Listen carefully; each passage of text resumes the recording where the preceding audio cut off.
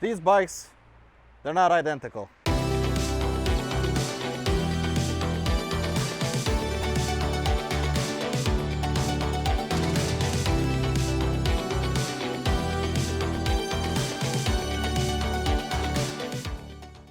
What is up everyone, and welcome back to the channel. Thank you so very much for watching, for liking the videos, for subscribing. It really helps me out a lot. And if you're new here and you enjoy this content, please consider pressing that red subscribe button. It really does help me out a lot.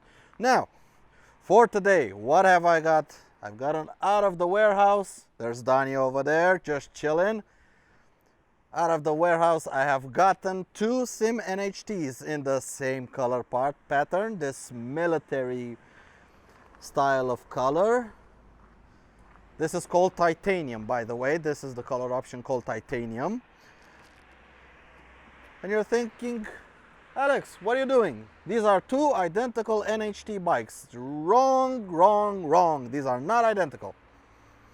That's because over here in the right corner we have the NH-T 125, and in the left corner we have the NH-T 200. That's right.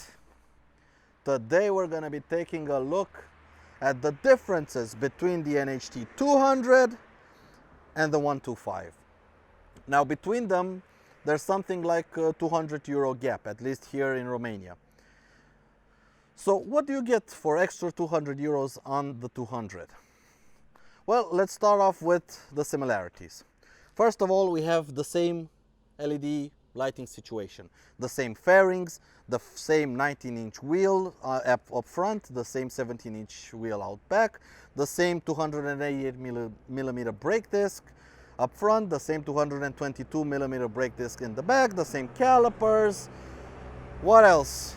The same exhaust pipe, as you can see, the 200 and the 125, the same seat, the same luggage rack, again same seat and same luggage rack, the same dash, we have the same dashboard, at least almost the same. There is a very small difference between the dashboards, and I will show you this one. The same pegs. So what's the difference between them? Well, let's get into them. First of all, if we come to the tank, we have a small sticker. This is the 200. If you can look closely, this shows us it has 6 gears. Let's go on the 125.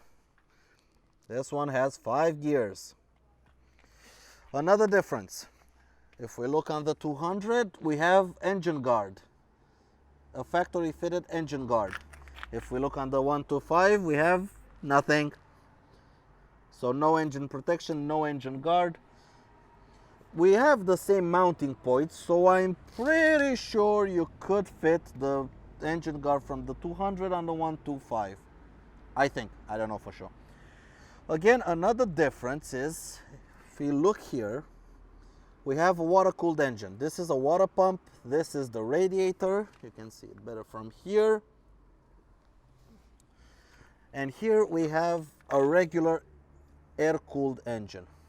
Now in terms of power, this is 10 horsepower and the 200 is 18 horsepower. So there's an 8 horsepower difference between them. The 200 is a lot more peppier than the 125 is. But if you're 16 and you can only ride the 125, I'm sorry for you. You're gonna have to wait until you're older to ride the 200, but the 125 is not that bad. Another difference between them is, if we come here, you can see we have right indicator light and left indicator light. So we have on each side an indicator light. If we come to the 200,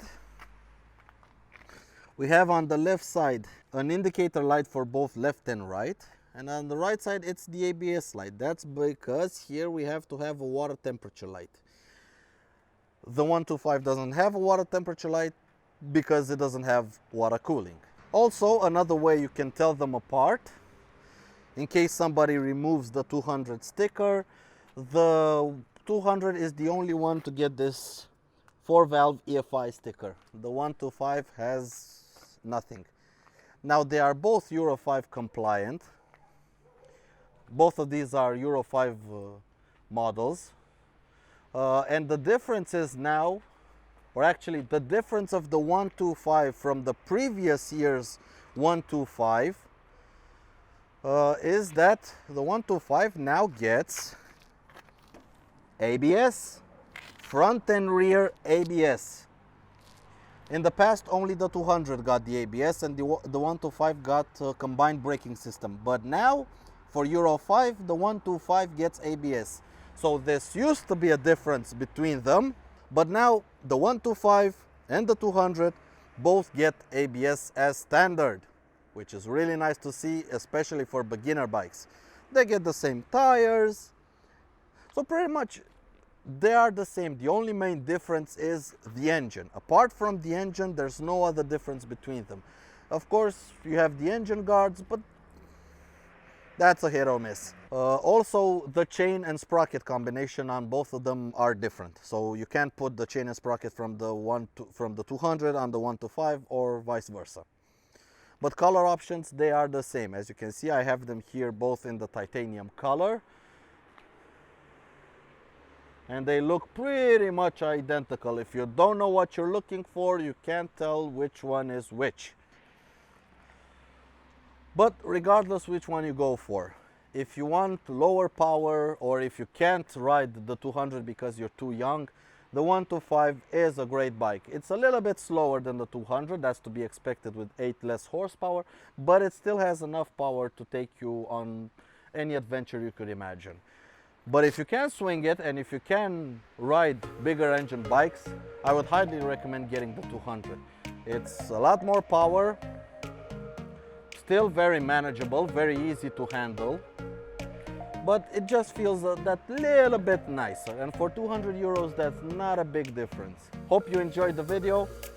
And in case you were wondering what the difference is between these two bikes, I hope I've answered all your questions. If you have any questions about these two bikes, drop them down in the comments below and I will try to answer them.